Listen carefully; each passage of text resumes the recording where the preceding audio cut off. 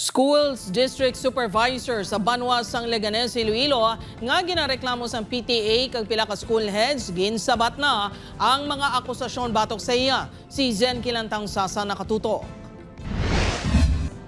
Ginpahayag ni Public Schools District Supervisor Dr. Rowena Kalimpong sang Leganés nga wala sang basehan ang ginpasaka nga kaso ni PTA President Roberto Caro Jr. sang Leganés Central Elementary School batok sa iya sa Department of Education Region 6. Base sa order nga ginfile nga reklamo ni Caro nga grave misconduct and conduct prejudicial to the best interest of the service, gindismiss ini sang May 13, 2025 bangod sang kakulang sang dokumento.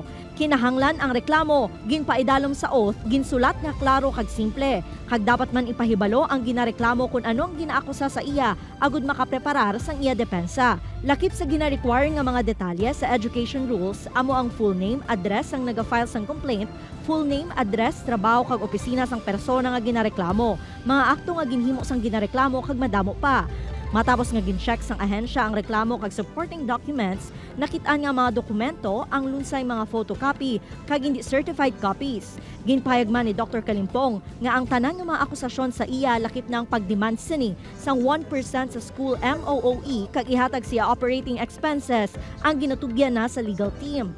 As per all details of the petition, I am officially saying that all these things are already in the hands of my lawyer and her legal team. So I need not elaborate. Dugang pa sini, wala sang kamatuoran nga nagagamit ini sang 6 ka air conditioning unit sa iya opisina.